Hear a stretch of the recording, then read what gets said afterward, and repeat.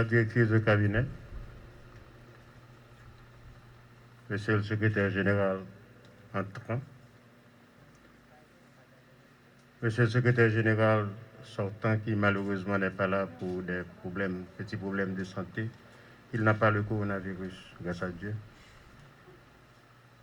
Monsieur le coordonnateur général de l'OMRH, mesdames et messieurs les coordonnatrices, coordonnateurs et cadres de la primature, mesdames et messieurs,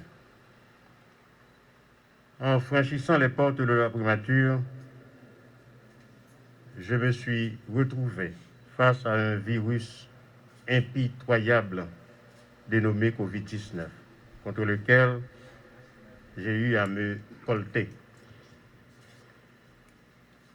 J'ai tout de suite compris sa force destructive et sous le leadership du président de la République, il m'a fallu déployer tous les moyens en mon pouvoir pour l'empêcher de nous anéantir. Nos efforts n'ont pas été vains, puisque sa propagation est jusqu'ici limitée. Grâce aux efforts du ministère de la Santé publique, des cellules scientifiques et communication qu'on a mis sur pied et les supports du gouvernement et de tous les cadres de l'administration publique rassemblés. Cependant, sa présence que nous continuons de combattre a changé notre style de vie et nous a imposé un mode de travail peu coutumier. Le virtuel a établi un régime d'exception impliquant pour l'administration publique davantage de ressources, d'initiatives, d'ingéniosité, de savoir-faire, de disponibilité, d'abnégation, de synergie, d'harmonisation et de cohérence. Les mesures d'urgence adoptées n'ont pas suspendu pour autant les demandes et les attentes.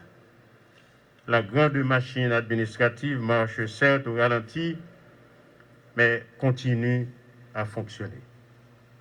Chaque responsable de l'État, à quelque niveau de l'échelle où il se trouve, il est tenu de faire preuve d'intelligence, de dépassement de soi, du sens du service public pour apporter une réponse aux attentes de la population.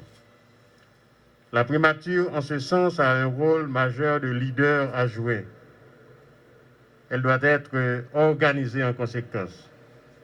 Elle doit être capable d'accomplir pleinement sa mission fondamentale de coordination de l'action gouvernementale. Le Premier ministre doit pouvoir exercer ses fonctions d'animation, d'impulsion, d'orientation, de direction, de régulation, de supervision, de contrôle et d'évaluation de tout le rouage administratif.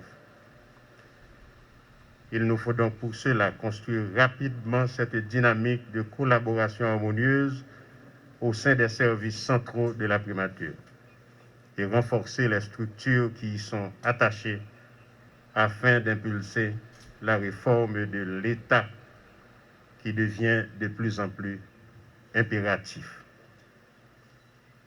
Il appartient à chaque responsable des différents services et hauts cadres de la primature d'incorporer les instructions du Premier ministre dans leur démarche quotidienne. Il appartient à mes deux collaborateurs immédiats, qu'il s'agisse du directeur de cabinet et le secrétaire général, de trouver les voies et moyens devant faciliter la mise en application de cette vision. Ainsi, l'installation aujourd'hui du nouveau secrétaire général à la primature s'inscrit dans la ligne de mire de cette nouvelle dynamique que j'entends insuffler à l'administration publique haïtienne dont j'ai l'honneur de présider aujourd'hui.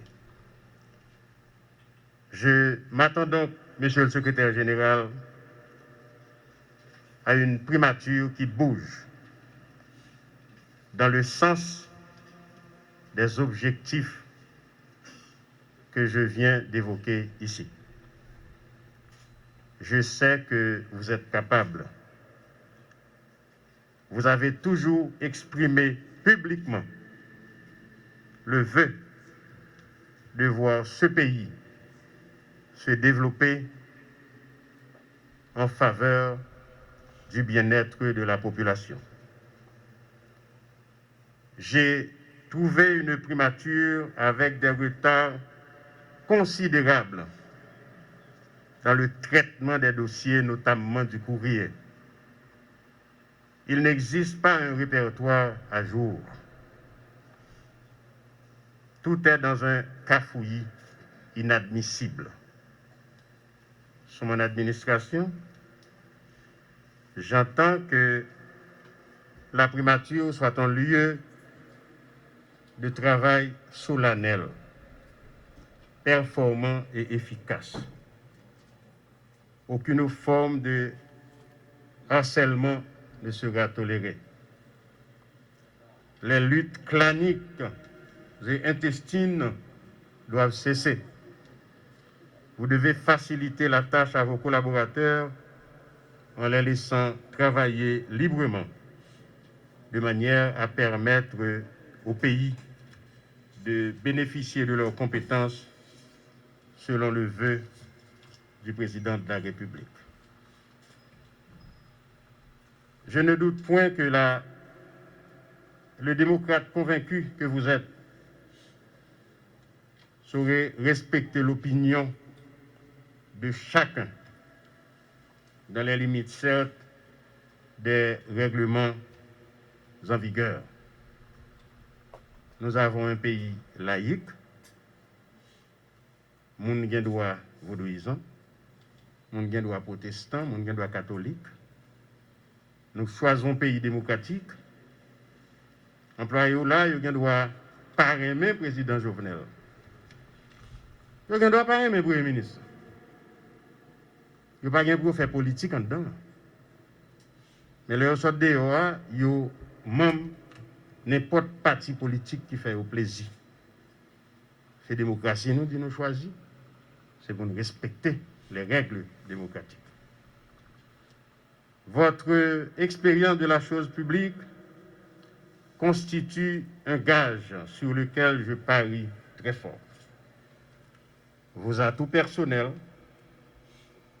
et les cadres compétents qui vous entourent, que vous saurez mettre à profit, permettront de réaliser le programme de gouvernement que j'ai élaboré encore et toujours sous le leadership du président de la République, son Excellent Jovenel Moïse. Au nom de la primature et en mon nom propre, je remercie M. Hugues Joseph, le secrétaire général sortant. C'est quelqu'un avec qui j'ai travaillé dans le temps. On est resté environ 6 ans à travailler ensemble. C'est un professionnel avisé, correct. Et je dis un grand merci à Hugues pour tout ce qu'il a réalisé durant les 3 années et 3 mois passés à la tête du secrétariat général. Il est évident que le contexte a dû valoir bien des frustrations qui n'ont pas d'égal que les déceptions qui en sont issues. Votre passage sera marqué. Il ne fait pas de doute que vous allez continuer à servir notre République. Je vous souhaite d'ores et déjà une bonne continuation et la réussite dans vos nouvelles activités. Chers collaborateurs, la COVID-19 continue de sévir et à semer le deuil dans les familles. L'évolution de la situation nous oblige à réadapter souvent les décisions prises et à en prendre de nouvelles et à modifier les procédures. J'invite chacun de vous à se faire l'apôtre des consignes en assurant leur mise en œuvre. Soyons proactifs et c'est la meilleure façon de nous protéger et de protéger ceux qui nous entourent, tous ceux que nous aimons. Aussi, aucune négligence n'est permise. Contre Covid-19, c'est zéro négligence. Zéro négligence. Enfin, j'exprime ma solidarité avec tous les fonctionnaires touchés par le Covid.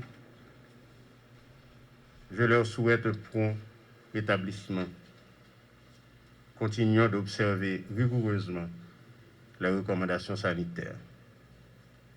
Mettez masque nous, lavez mains nous, respectez distanciation, bail l'autre yo, on boit l'on kembe, puis ganou bail, puis ganou bois. Merci un peu.